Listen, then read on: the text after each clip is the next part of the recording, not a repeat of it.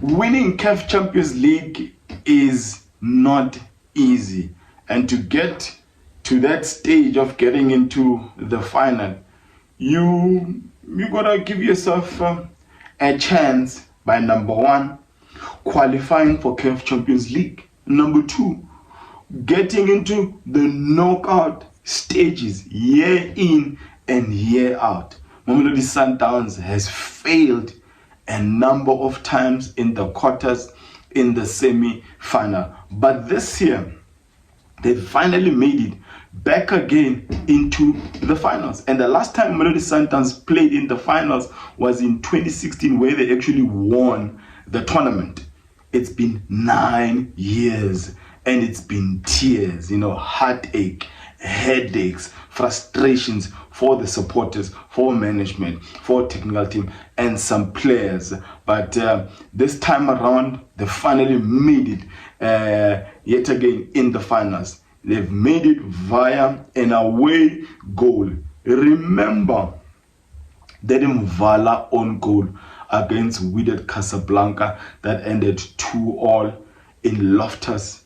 That was painful, absolutely painful. And the goal, tonight's goal, comes via an own goal after not a vintage MAMELODI Sundowns performance, but they were piling up pressure in that last 15 minutes of the second half. And that goal comes via a lot of pushing back by MAMELODI Sundowns on Ahly. It ends 1-1, and it favors MAMELODI Sundowns to go to CAF Champions League final after 9 years. I do go by the name of Oscar. In Cincy Football, where I engage and discuss on anything to do with football, from Africa to the world and from the world to Africa. I was a bit confused because when the lineup came out an hour before kickoff, on the lineup I saw a front three of a Ribeiro, Tashreeq Matthews, and an Arthur Salas. The next thing, kickoff time, I don't know what's the reason, I don't know what happened, unless it was just mind games by Miguel Cardoso. I didn't hear anything even from the commentators. The next thing we're seeing a Tapelo Murena. I think MAMELODI Sundowns did okay in the first 15 minutes, in dealing with the hostile environment, the pressure from the fans, and they did okay. And I don't think there's any team that can compete with MAMELODI Sundowns when it comes to possession. I think the midfielders, the defense, will be disappointed in how they considered that goal on the 23rd minute. But credit must be given to Taher Mohamed. What a cracker! Oh, what a cracker! There was no chance of Ronza saving that one. And I think that goal will go to, I think it's between Ribeiro and Mukwena, who tried some flicks. And this is how an Ahly was going to play against MAMELODI Sundowns, playing on transition, playing a counter, and there was a hole on the left-hand side of the pitch. I think we were also playing a 3 at the back with Lebusa, Kekana, and Emudao, which was going to free your Murena bombing up and down on the right channel. And on the left-hand side, the left is it a fullback? It would be a Mudiba. In the middle, you had a Allende Mukwena. The most advanced midfielder would be Jaden Adams, just behind a Ribeiro and a Tashreeq Matthews. So that was a bit confusing as to what happened. I thought maybe it could have been an injury, but it was not an injury because Arthur Salas was later introduced in the second half.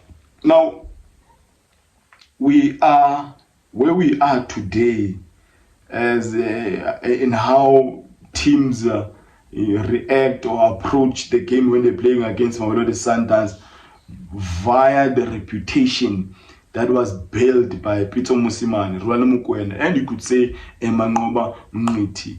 No team wants to take us toe-to-toe. No team wants to play an open game with us. They'll rather be cautious sit back and work on transition moments, work on counter-attacking schemes and systems. And it's all because of the work that was done by Pitso, Rulani, and Mangoba for all these years. And now that we've got a Miguel Cardoso, they're still continuing approaching us in a similar fashion. So that's why Mamelodi Sundowns will always have a large share of position. Now coming into the game, we have a lot of this position, but the frustrating thing for past weeks has been that we've got a lot of position, but we are toothless. We are not taking shots at goal, and there were moments even in this game where I was like, Allende, take a shot at goal. Ribeiro, take a shot at goal.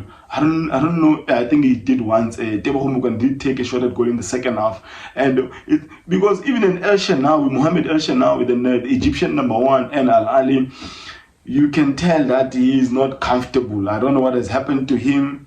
He prefers patting the ball away or punching the ball away when it's a corner or a free kick. So when you see a goalkeeper is not confident, that's where you should actually try by all means, continue taking shots at goal. There were moments where Ribeiro had a chance, but he ballooned it over, and the other one he had a chance on. It's almost like he wanted to curl it, but it did not work. It felt like it was a pass to El Shenawi.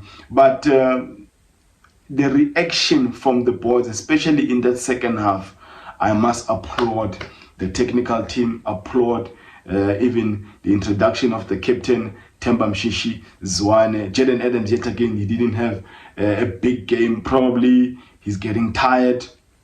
And maybe with Mshishi getting all these minutes, because today he was given, I think he was introduced on the 63rd or 64th minute. Around the time there was a check on VAR on that penalty. I don't know if he was introduced, if we got the penalty, or he was introduced to take the penalty. I'm not sure. But to talk about that VAR penalty decision by the official, that was criminal. That was, so wrong. I mean, everyone can see that Ribeiro had a touch of the ball, and the defender, his foot was over Ribeiro's foot.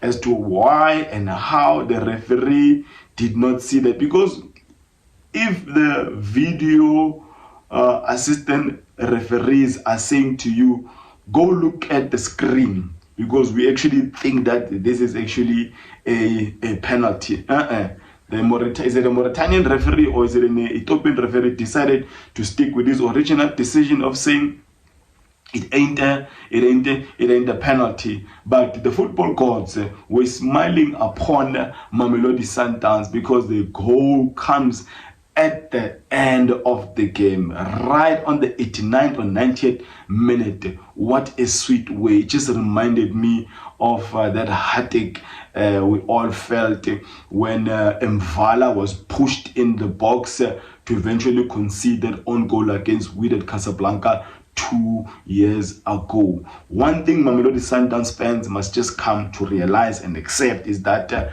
we are in the final. We are in the finals because of Miguel Cardoso's way. We must just accept that Miguel Cardoso was brought to Mamelodi Sundowns to win CAF Champions League. He is yet again giving himself a chance by getting us into the finals. Rulani did not get us into the final. Mangoba failed prematurely, failed early. Pitso Msimane only got us to the final, and fortunately for him, we won. We have this start because of Sir Hamilton Jingles Pitso Msimane. This Portuguese tactician has gotten us there, whether you like his style of play or not. But we are in CAF Champions League final 2025 because of a Miguel Cardoso. Beautiful football, tiki-taka, 1,000 touches, did not get us into the finals. And last year, we actually, in the semi-finals against Esperance, we didn't score any goal. You can call it an own goal, but it will be recorded as a goal for Mamelodi Sundowns. And we are in the finals of this year, and will be faced against the Croatian tactician, Pyramid FC, that are playing beautiful football. I'm hoping that this year's CAF Champions League final will be one that will be open. And these two teams, I mean, Pyramids FC are fearless, they are brave, they variate their game, similar to how Cardoso does for Mamelodi Sundowns. He plays percentage football. He also are trying to, to also capitalize on the mistakes of the opposition. So I believe that we are in for a treat in this year's edition of CAF Champions League. I think that I did not like the substitution of Lucas Ribeiro, unless he had a knock or he was feeling something in his hemi, but there were no signs. Because not too long before that, I think there was a tackle. There was a tackle on him. Shortly after that, he was subbed. Unless it was because of that, I did not understand the swap. I mean the sub of him, because you want to see a Ribeiro and a Mshishi playing together. I mean, a double 10 could do us wonders, and I mean we will have a lot of goals created. Look at the combo when Mshishi came in, that ball that he passed to Mshishi, Mshishi playing almost as a false 9. It was the first touch that failed Mshishi. But that's what you want to say, and that's what you're going to get when you have Mshishi and a Ribeiro on the field. But I'm hoping these are some of the things we will work on with some of the games we have left in the Betway Premiership in preparation for the biggest game in 9 years for Mamelodi Sundowns. If you're seeing this space and this content for the very first time, you do support the channel by liking. Just liking, you are supporting the channel. Sharing this content on all your social platforms, you are supporting the channel. Commenting, saying something on the comment section, you are supporting the channel, because you are telling YouTube that I am actually interested in watching this type of content. So doing all of those, if you go further as donating something, you are telling YouTube something. You are telling the algorithm that I'm not just here occupying space, but I am, providing something of value in the football space, whether it's entertaining, whether it's thought-provoking, but I am saying something. Do engage on the comments below. I really appreciate everyone who is supporting this platform on TikTok, even here on YouTube. Yeah. I sleep as a proud Mamelodi Sundowns fan, and I'm going to support Klopi Motsepe. I'm going to support the technical team. I'm going to support Steve Compella, Cardoso, everyone that is at Mamelodi Sundowns. And the final is going to be the game of our lives. Now let me end it there by declaring, may my God bless you all.